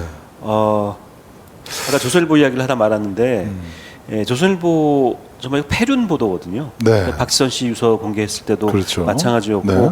또 몇 달 전에 그 건설노조 네, 그 노동자 분신 자살했을 때 이거 분신을 방조했다는 둥 또 유서를 대필했다 이런 이야기를 또 했지 않습니까? 유서 대필 저 부분은 정말 예, 이게 다 저 사실이 아닌 걸로 결국 나왔더니 사과했네요. 사과를 했는데 저 사과도 유서 대필에 대해서만 사과를 했고 분신 방조 이 부분에 대해서는 이제 전혀 아직도 사과도 없고 아무런 얘기가 지금 없는 상태예요. 네. 이게 정말 그 패륜 보도 1등 신문 다운 그런 지금 그런 짓을 한 거죠. 저기 사실 이제 이 조선일보에 저희가 이제 정정 또는 반론 보도를 신청을 좀 몇 번 했었는데 그때 정정 보도 신청서에 조선일보가 이런 식의 그 건설노조 간부의 자살 방조 네. 사건도 이렇게 굉장히 그 고인을 명예를 해치는 이런 보도들을 그동안 많이 해왔다 이런 얘기를 제가 한 줄 썼거든요. 네. 그랬더니 조선일보의 그 책임자라는 사람이 나와서 본 사건과 무관한 내용을 써서 해당 기자의 명예를 실추시키고 있다고 해당 기자의 명예를 붙들고 이 얘기를 한 것을 보고 정말 어이가 없었습니다. 네. 그 해당 기자는 지금도 저 뉴탐사는 조선을 자기를 별로 안 좋아한다고 그렇게 얘기를 하고 다닌다는 얘기를 제가 들었습니다. 예. 그 언론 중재위라는 네. 그 기구가 있죠. 네. 여기서 이제 언론 보도된 것 중에 심각한 문제가 있는 선정적이거나 또는 뭐 이런 보도들 패륜적인 보도, 혐오를 유발한다든지 이런 보도를 쭉 그 심사를 해서 이제 나온 통계가 있는데 2021년이니까 재작년이죠. 재작년 통계를 보니까 조선닷컴이 그 김행씨가 하던 위키트리 굉장히 선정적인 매체 아닙니까? 거기는 엄청나죠. 위키트리보다 더 지적을 많이 받았어요. 비윤리적인 보도로. 네. 그리고 올해 상반기에 언론중재위원회 시정 권고를 가장 많이 받은 언론사가 조선일보와 그 계열사들입니다. 조선닷컴, 조선비즈, 스포츠조선 이런 계열사들. 네. 이 조선일보와 관련된 이 계열사들, 조선일보를 포함해서 가장 시정 권고를 많이 받은 이런 언론사입니다. 그러니까 사람들이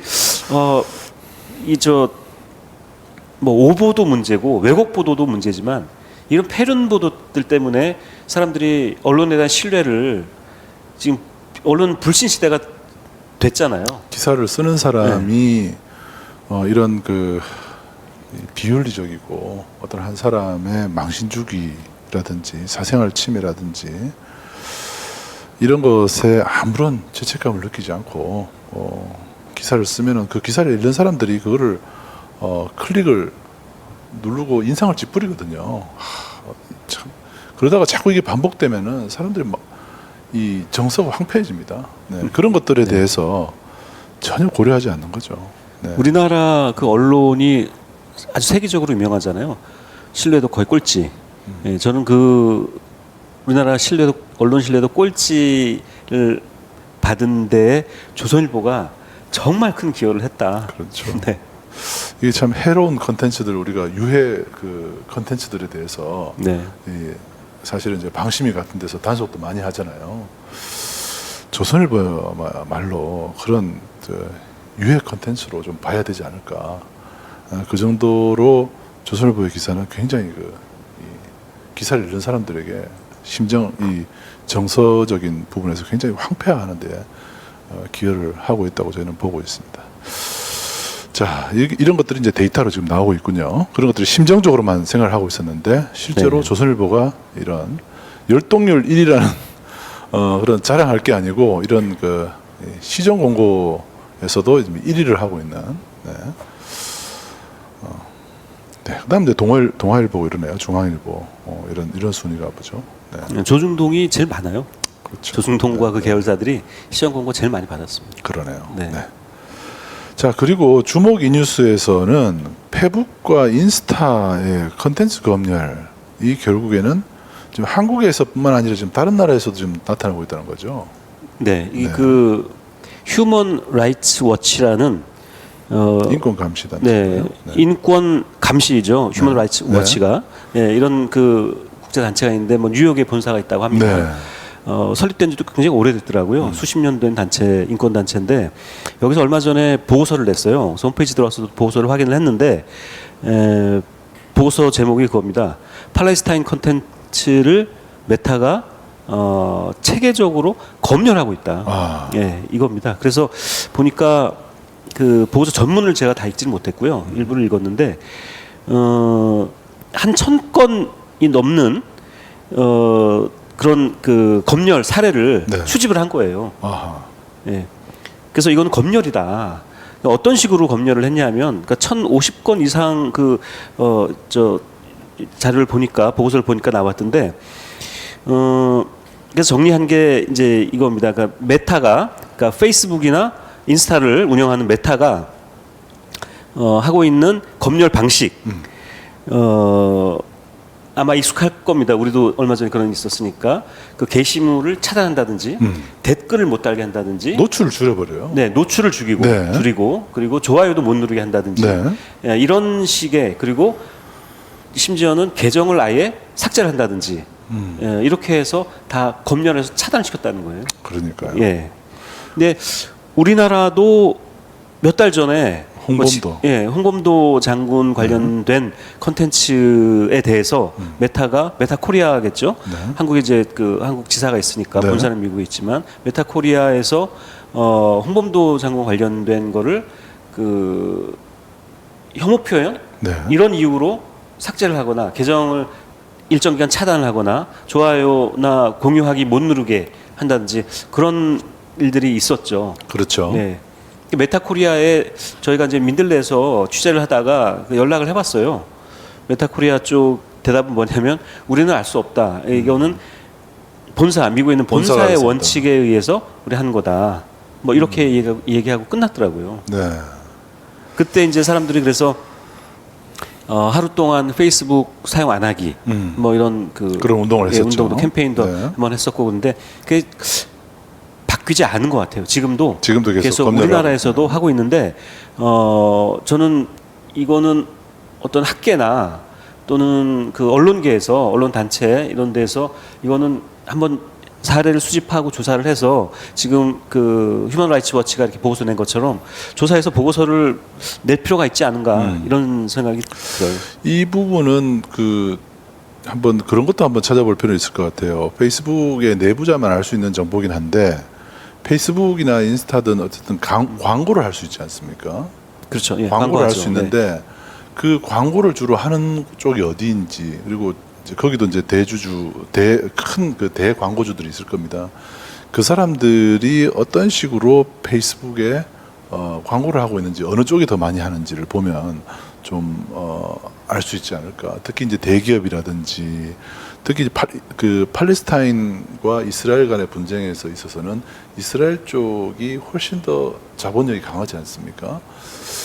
그렇다면은 팔레스타인 쪽에 자기네들 이스라엘 쪽에서 봤을 때는 팔레스타인 쪽에 지지하는 컨텐츠들이 불편했을 때고 그렇죠. 큰 비용을 대고 있는 쪽에서 오히려 이런 컨텐츠들에 대해서 검열할 수 있도록 그런 제재를 가할 가능성도 좀 있고 또 하나는 과거에 우리 그 신문들도 보면은 가판대에 그 재벌이나 권력자를 비판하는 기사가 나오면은 광고주들이 재빨리 그 가판대 기사를 챙겨보고 그 기사를 삭제하는 일들을 했지 않습니까?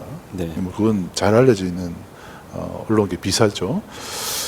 그런 현실을 볼 때 페북이나 인스타 역시도 이런 그 콘텐츠에 대한 이 검열을 하는 알고리즘 자체가 알고리즘을 조정하는 일들을 돈을 받고 해줬을 것에 대해서도 한번 의심을 봐야 할 것 같습니다. 이런 시스템적으로 이렇게 감시를 한다는 것은 분명히 이게 또 사기업이고 영리기업이다 보니까 누가 더 돈을 더 많이 주느냐에 따라서 기울 수밖에 없거든요. 네, 이게 결국 이제 사실로 이제 드러나고 있군요. 저도 페이스북을 즐겨 했었는데 네, 요새는 아주 약간 뭐라 그럴까요? 정냄이 떨어진다고 할까요? 네, 좀 그래서 약간- 별로 안 보고 네, 네. 그냥 꼭 올려야 될 네. 게시물만 이렇게 올리고 하는데 그렇죠. 정말 뭐 자랑이 아니고 저도 막 몇 100건씩 좋아요도 나오고 했는데 어느 순간부터 노출이 잘 안 돼요. 노출이 안 돼서 그런 거겠죠? 그게 아무래도 이제 그 광고 집행이라든지 여러 가지 네. 그런 것들을 분명히 이제 고려를 하고 있을 겁니다.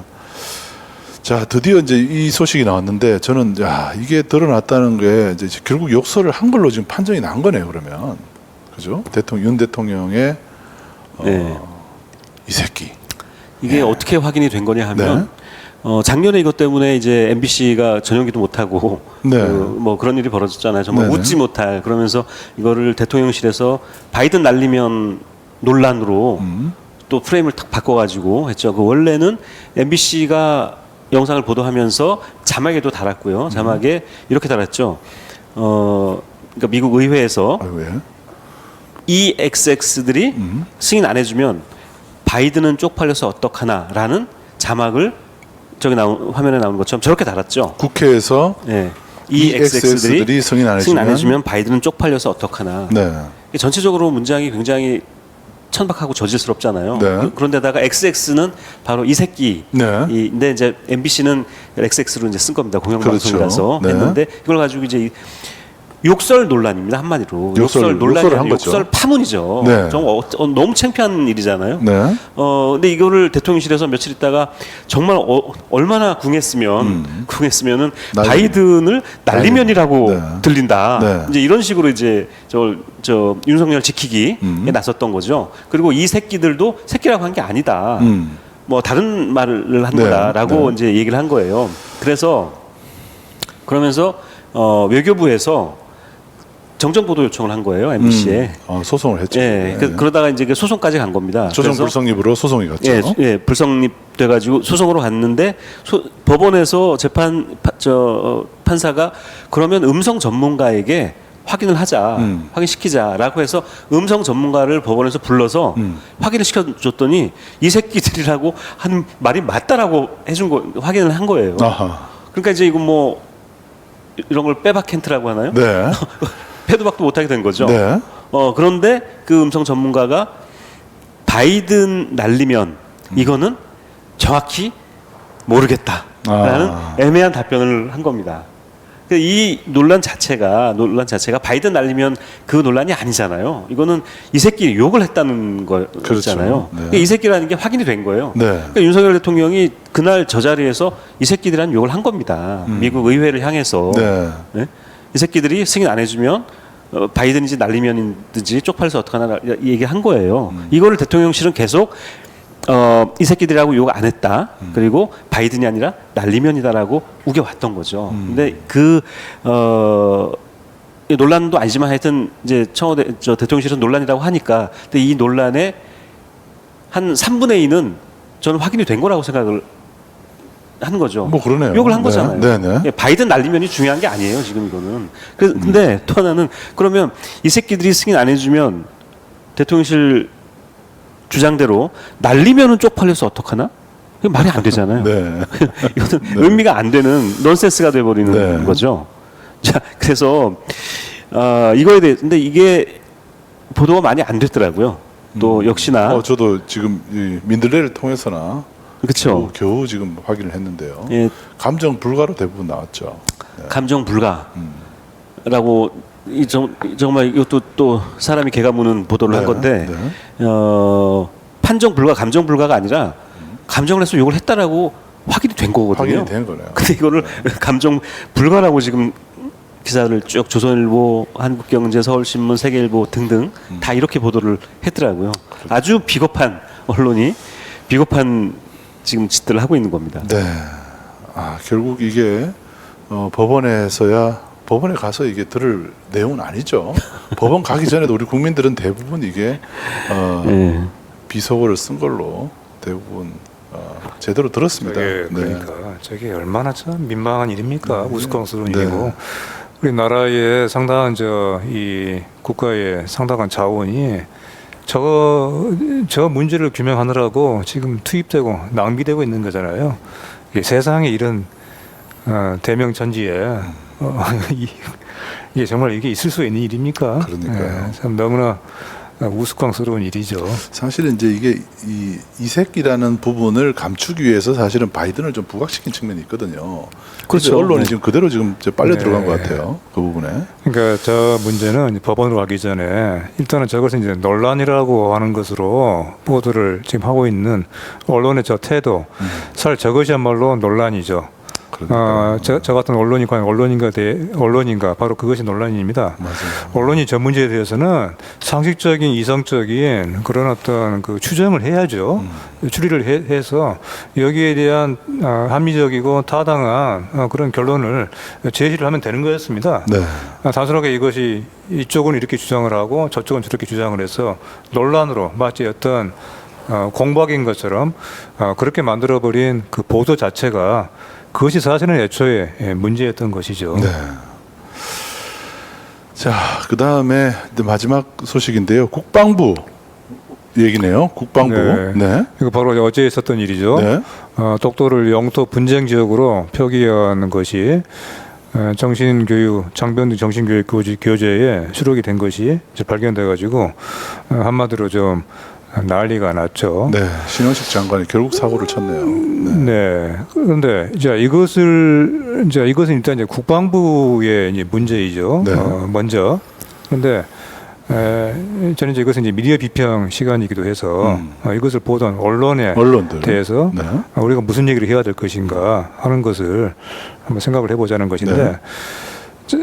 이어지는 두 개의 신문들, 조선일보와 중앙일보의 문제 이제 보도인데 이 문제에 대한 보도인데 조선일보가 정신 나간 국방부라고 지금 질타를 하고 있죠. 네. 중앙일보는 또 그런 질타까지는 아니더라도 이 사태에 대해서 이런 식으로 그게 이제 보도를 하고 있는데 네.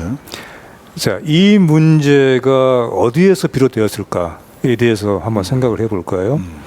국방부는 말이에요. 국방부가 왜 저 같은 독도는 영토 분쟁 지역이라고 표기를 했을까에 대해서 그 원인이 어디에 있을까요?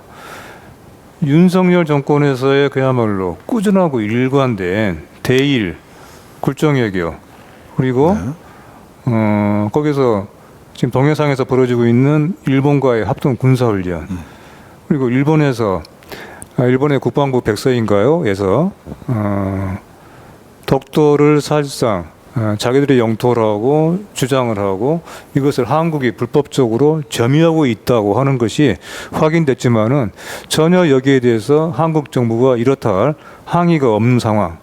자, 이런 상황에서 국방부가 저같이 독도를 영토 분쟁 지역이라고 표기하는 것이 과연 저게 단순한 실수였을까요? 국방부의 잘못이었을까요? 국방부는 억울하다. 한편에서는 네. 저것은 우연도 아니고 실수도 아니고 그리고 처음에는 국방부가 자신 있게 얘기를 했지 않습니까? 이것이 뭐가 문제냐라고. 근데 뒤늦게 대통령실에 있는 윤모 씨가 뭐라고 얘기를 하니까 네. 부랴부랴 저걸 회수하기로 했죠. 회수를 했네요. 자, 저거를 일단 질책한 사람 윤모 씨 자신이 저런 질책을 할 자격이 있을까? 이거로 봐야 될 겁니다. 국방부는 대통령 눈치 보고 한 거 아닙니까? 네. 윤 씨도 문제였고 또 저거를 저대로 저렇게 눈치를 봐가면서 저런 식으로 절대로 서서는 안 되는 저런 식으로 기술을 한 국방부가 참 형편없는 것이죠. 우리가 지금 80년 전두광의 정치군인의 시대를 우리가 그때를 혀를 차면서 지금 비판을 하고 있지 않습니까? 네. 돌아보고 있죠. 지금 우리가 보고 있는 것이 바로 사실은 전두광의 후예들이에요. 군에 남아있는 2023년 판의 정치 군인들, 권력에 굴종하고 권력의 눈치를 보는 역사에 대한 무지한 2023년 판의 정치 군인들의 무지를 보고 있는 것입니다. 국방부가 그렇습니다. 네, 우리 오늘의 비판의 요지는 언론이죠. 이 정부의 윤석열 씨의 이제 일관된 대일 굴종 외교 그리고 한일 간의 군사 훈련이라든가 국내 그 일본 항모 입항에 대해서 마치 어떤 그 대단한 경사인 것처럼 이렇게 보도를 해왔던 이른바 한국의 보수 언론들이 네. 과연 저같이 국방부가 정신 나갔으며 대통령이 저렇게 질책을 하는 것에 대해서 제대로 된 질책을 했다라고 얘기를 할 수 있는 자격이 있는가에 대해서 돌아봐야 되겠죠. 예. 비판할 자격이 그러네요. 있는가에 대해서 우리가 이 행간에 놓친 것 중에 하나가 네. 국방부를 탓할 문제가 아니고 대통령의 그동안의 발언들을 보면 대일 굴종 외교라는 것 때문에 비롯된 것이라는 것을 이 지적하는 언론들도 역시 찾아보기 어렵다. 그런 것도 예, 국방부의 이 사태의 배후이자 원인은 대통령과 언론에 있습니다. 이것은 친일 마치 언론들. 이것은 네. 마치 자 기름을 주고 성냥을 주면서 왜 불을 냈느냐라고 나무라는 것과 같은 거예요. 예. 네. 저도 이렇게 보니까 이거는 그 정신 나간 국방부가 맞는데 실수가 아니라 이거 본심이 그냥 드러난 본심이? 거죠. 본심이 드러난 거죠. 본심이 드러난 신원식 거예요? 장관이 저 오면서 뉴스를 봤더니 사과했더라고요. 그러면서 사과하면서 뭐라고 했냐면 이거 자기도 대충 봐가지고 이거를 못 봤다라고 했는데, 그러니까 대충 보더라도 이거 그 본심이기 때문에 이게 하나도 이상하게 눈에 안 생각하지 들어오는 않은 거예요. 거죠. 눈에 안 들어온 거죠. 네. 그러면서 뭐 자문위원들이 있는데 이분들한테 감수를 시켰는데 이런 일이 벌어졌다. 감수를 다시 시키겠다라고 하더라고요. 근데 그 감수하신 분들도 이런 본심을 가지고 있으니까 이게 눈에 안 들어와서 그냥 넘어간 건데 그거 다시 감수해봐야 뭐가 달라지겠습니까? 이 사람들의 본심이 그냥 그대로 나온 건데. 윤석열 신원식 장관 같은 경우는 윤 대통령에 대해서 정말 감옥하고 있을 거거든요. 그리고 자기의 어떤 허물이 있던 사람이 장관에까지 오른 거에 대해서 눈물나게 고마워하고 있을 텐데 대통령 코드에 맞춰서 이런 자료를 만들었다라고밖에 볼 수가 없는 거예요. 그런데 그 부분에 대해서 언론에서는 제대로 질책하는 언론이 찾아보기 어렵군요. 독도 문제는 영토 분쟁 이런 그렇게 봐야 될 것이 아니고 이게 주권의 문제잖아요. 대통령이 이 주권을 영토 주권을 지켜야 되는 사명이 있는 사람인데 지난번에 그때 일본하고 외교 문제가 있었을 때도 그거를 이제 풀어가는 과정 자기는 이제 풀어간다 그랬지만 우리 국민들이 볼 때는 이제 기시다에게 이제 엎드린 거죠. 그런 모습을 할 때 독도 문제를 얘기했냐라고 했을 때 끝내 말을 못 했잖아요. 네. 윤 대통령이 그런 굴종 외교에 국방부가 사실은 보폭을 맞춘 것에 불과한데 그걸 마치 국방부 장관이 정신 나간 것처럼 이렇게 쓴 것도 보면 내로남불 유체이탈 화법이라는 것도 오늘 한번 마지막으로 일침을 놔 봅니다. 자, 시민 여러분들, 오늘 미디어 비평에 참 사람이 개를 무는 이런 희한한 지금 세상에 지금 살고 있습니다. 이런 세상에서 이런 기사를 가지고 사실 미디어 비평을 한다는 것 자체가 참 씁쓸하기 짝이 없습니다. 이 기사들이, 그러니까 이런 정말 말도 안 되는 네. 일이 벌어지고 그걸 또 언론이 또 말도 안 되게 보도를 네. 하고 네. 한 거를 저 미디어 평 칼럼을 쓰고 하느라고 이렇게 계속 보니까 네.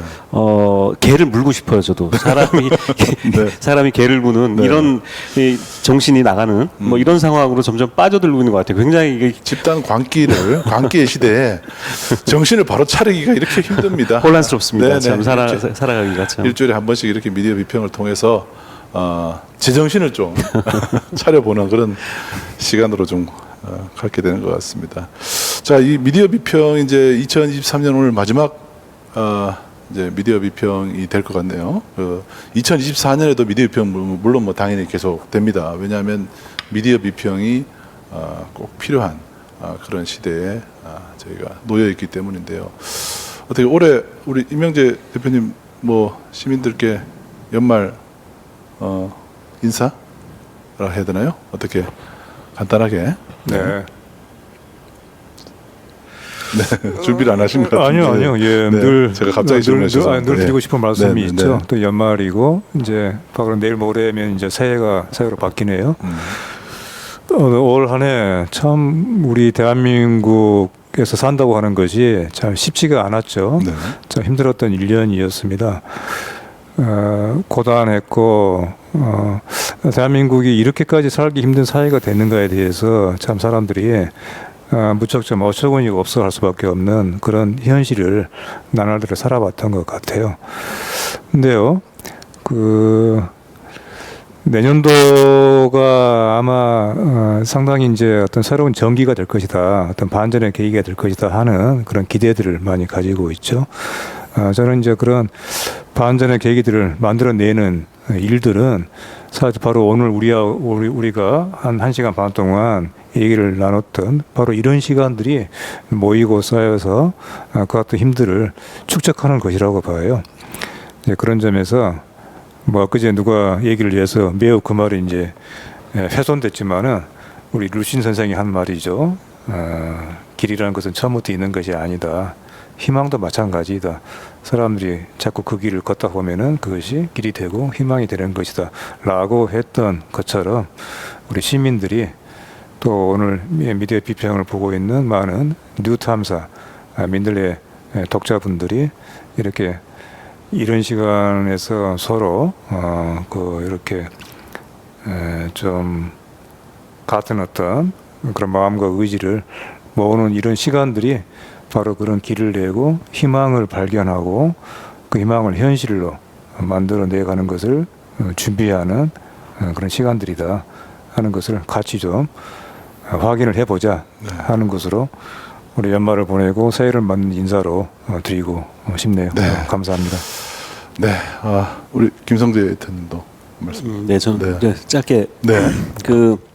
좀 아까 제가 이 미디어 비평을 하는 괴로움 그 말씀 드렸는데 방송 보고 계시는 분들이 그 고통을 좀 덜 고통스러워 하셨으면 좋겠다라는 생각으로 미디어 비평을 이렇게 늘 준비를 하고 있습니다. 네. 아마 대부분 다 이렇게 언론에 대해서 지금 굉장히 불만이 많고 불신하고 하고 늘 계신 것 같은데 주류 언론이 이렇게 지금 문제가 심각하거든요. 이 방법은 뭐냐면요. 주류 언론 안 보면 돼요. 예, 안 보지 마시고 정확하게 그리고 제대로 좋은 관점으로 보도하는 시민 언론들이 지금 많습니다. 예, 그런 시민 언론 보시면서 세상을 정확하게 보시고 너무 힘들어하지도 마시고 주류 언론 보느라고 시간 쏟고 고통스러워하고 그렇게 하지 마시고 좋은 시민 언론 이렇게 보시면 저는 그게 우리 언론을 바꿀 수 있는 어떤 길 아까 여럿이 함께 가면 그 길이 또 만들어진다고 지금 얘기하셨는데요. 그런 길이 또 만들어진다라는 생각이 들어서요. 네. 시민 언론 많이 응원해 주시고 해서 세상을 조금씩 바꿔 나가는 그런 한 해가 내년에 왔으면 좋겠습니다. 네. 자, 2023년 참 다사다난했습니다. 미디어 비평도 참 그동안에 뭐 잠깐 중단된 적도 있고 또 새로 이렇게 또 시작하게 된 것도 그만큼 시민들에게 산소 같은 존재로 여러분들이 답답함을 느끼는 이 스모그처럼 끼어 있는 이런 해로운 언론들에 여러분들에게 한 시간 시간 일주일에 한 번이라도 여러분들에게 신선한 공기를 불어넣어드리기 위해서 이렇게 준비하고 있다는 것 잊지 말아 주시고요. 2024년 미디어 비평도 많이 사랑해 주시기 바랍니다. 자, 시민 여러분들 올해 또 감사드리고요. 내년에도 또 새로운 모습으로 미디어 비평 만나 뵙겠습니다. 자, 감사합니다. 네, 감사합니다.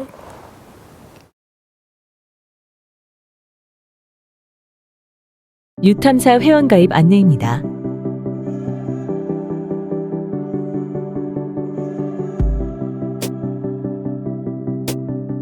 먼저 화면 오른쪽 상단의 회원가입 버튼을 클릭해주세요. 유탐사 회원가입은 자동이체, 신용카드, 가상계좌 3가지 방법이 있습니다. 첫 번째 자동이체. 유탐사의 회원이 되려면 정기를 선택해주세요. 정기는 매월 결정하신 금액을 납부합니다. 정기 납부하시기 원하는 금액을 선택하시고 성명, 휴대폰 번호, 은행을 선택하시고 계좌번호를 넣어주세요. 회원가입 여부를 알기 위해 예금주의 생년월일 정보를 입력합니다. 생년월일 입력 시 연도내 자리와 날짜 각 두 자리를 입력하셔야 합니다. 기업의 경우 예금주의 사업자 번호를 입력합니다. 출금일을 결정합니다. 출금일은 매월 5일, 10일, 15일, 20일 중 선택할 수 있습니다. 개인정보 수집 및 이용정책 동의, 이용약관의 동의의 맨 앞에 작은 네모칸을 반드시 체크하셔야 합니다. 모든 기입이 끝났으면 전자서명을 합니다. 가입하기를 누르면 정기회원 가입 끝. 정상적으로 회원가입이 되면 다음과 같은 화면이 뜹니다. 현재는 정기회원 가입만 가능합니다.